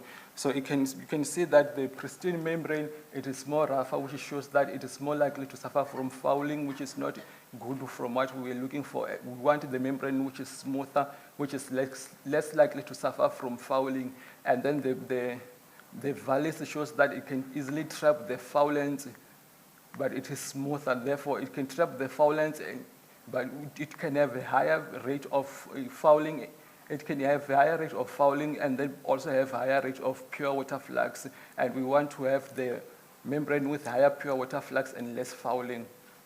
So, and then from there we investigated the water contact angle and the pure water flux of the fabricated membranes. In this case, it is important to note that the membranes with the highest water contact angle shows that it is hydrophobic. Therefore, it results in the worst pure water flux. And then as you increase the nanofiller concentrations, the water contact angle decreases, which shows that the membrane it is more hydrophilic. This shows that the membrane, when it becomes more hydrophilic, the water flux increases, which is what we are looking for, because the current membranes which are currently available commercially, they have low pure water flux because most of them, they are hydrophobic. So this is good because we want to improve the hydrophilicity of our membranes. And then from there, we investigated the water uptake, thickness, porosity, and rejection of the fabricated membranes. The water uptake from when we increased the nanoparticles, it also increased due to the hydrophilicity of the membrane was increasing. And then this year, we can see that the M5 and M6, the M6, it has low water uptake because it only consisted of a pristine morph, whereas for the M5, it consists of the composite of graphene oxide and the morph, which shows that which has additional hydrophilic functional groups which increase the overall properties of the membrane. And then from there, we investigated the thickness of the membranes. It shows that as you increase the nanofiller concentration, the thickness increased due to the increase in viscosity of the dope solution. And then the porosity also increased due to due to delayed solvent, non-solvent demixing rate. And then from there, we did mean pore radius, which increased, the pore sizes increased, and the rejection of the bovine ceramine albumin protein also increased due to hydrophilicity of the membranes because the BSA has both hydrophobic and hydrophilic regions. And then from there, we investigated the fabricated membranes to investigate the reusability, potential permeability, and total ratio fouling of the fabricated membranes. As you can see, this simply shows the results of the first cycle here. From there, to prepare the membranes, we compact it for 30 minutes using DI water to open up the macro voids. And then from there, we subject it to filtration of BSA solution as a model protent, model folent. And then we can see that the composite membrane, they lost flux to around 50%. And then for the pristine membrane, which is hydrophobic, it lost flux to around 30%. As you can see, it has the lowest water flux. And then from there, after backwashing with deionized water, the water flux of the composite membranes which was regained was more than 80%, whereas for the pristine membranes it was around 40%, which shows that the newly fabricated composite membranes, they have better anti-fouling properties, which is what we're looking for. And the total the cleanability of the membranes, it shows that the more hydrophobic the membranes, it suffers from irreversible fouling. And then for the hydrophilic membranes, it most likely to suffer from reversible fouling. This shows that the membranes which suffers mostly from reversible fouling, they can be reused for prolonged time of periods because they can easily be backwashed, and then they regained their flux, as illustrated by flux recovery ratio in the graph here, that when you increase the nanofiller concentration of the membranes become more hydrophilic, thereby increasing the flux recovery ratio over time after backwashing. And then from there, we also used the humic acid as a foulant model, and we can see that the humic acid fouled the membrane less than the BSA due to its macromolecular structures. And then for the results of the total fouling ratio and the cleanability of the membranes, they resembles the results of the BSA, which shows that as you increase the nanofiller concentration, the membranes becomes more hydrophilic, which increase the likelihood to be used over and over again. But the hydrophobic membranes also suffered from irreversible fouling, which will require excessive cleaning of the membrane, which will increase the overall cost of their application. In conclusion, I can conclude that the composite of morph with graphene oxide concentration was optimized in the preparation of polyether sulfone mixed matrix membrane, and the performance of the membranes was enhanced. The abundant oxygenated functional groups of the nanofiller composite membranes enhanced the membrane essential properties such as water flux, contact angle, and then the overall humic acid fouled membranes less than the BSA molecule due to size exclusion mechanism, since BSA is a macromolecular structure. And then the fabricated membranes can be used as a pre-treatment for the reverse osmosis in leachate treatment, as they performed relatively well in humic acid, and leachate mainly consists of the organics. Currently, I'm busy with a real sample validation where I'm taking the real water samples and then filter it using the fabricated membranes, and then from there we investigate the fouling parameters, and then after that I'll perform the membrane autopsy to see if there was membrane degradation and to see if this membrane they could withstand the long-term use, and also if there was nanoparticle leaching, because there's a major problem with nanoparticle leaching in blending method. And I would like to acknowledge CSIR and iNanos for funding. Thank you.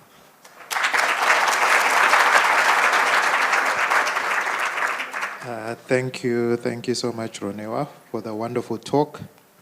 Maybe before I open it up to the floor for one or two questions, I just had a quick one. So which of the two, the ion MOF and the ion MOF at Go, which one gave you the best time? Isn't you wanted to develop hydrophobic properties for your membrane? Which one we were trying to improve the hydrophobicity of the membrane to make them more hydrophilic, so that they can be more applicable in water treatment.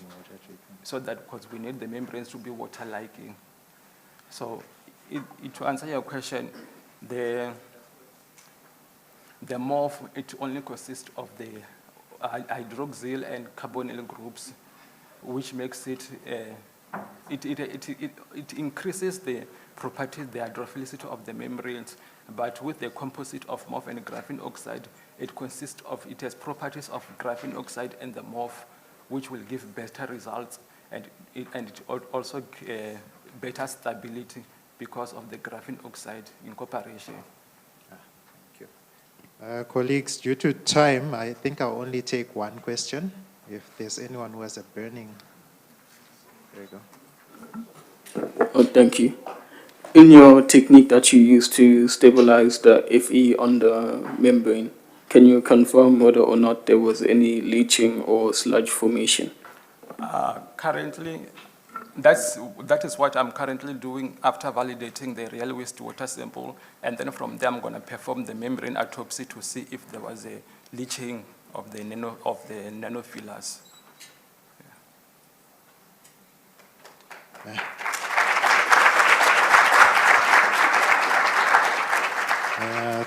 Thank you, colleagues, for the wonderful talks.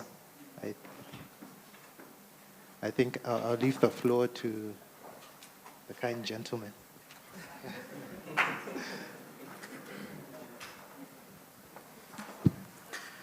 All right, another round of applause to Session 4 cohort.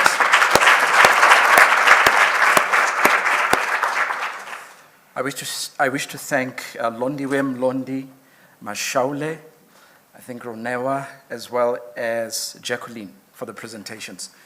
They were well prepared. Personally, I want to thank Londiwe, I see she's not here, for her presentation on sound techniques, because I've realized that whenever my wife speaks, there's cognitive dissonance that takes place. So I was hoping that perhaps I'll be eligible for the middle ear prosthesis trial run. So thank you for the presentations. Thank you. All right, colleagues. Let me also thank our segment leads, doctors. I believe the name is difficult, but let me try. All right, we have Masikole Lugongolo. All right, thank you, and Kelvin Mpofu. All right, these are our doctors and senior researchers within the Future Production Manufacturing Cluster here at the CSIR. A round of applause to them as well.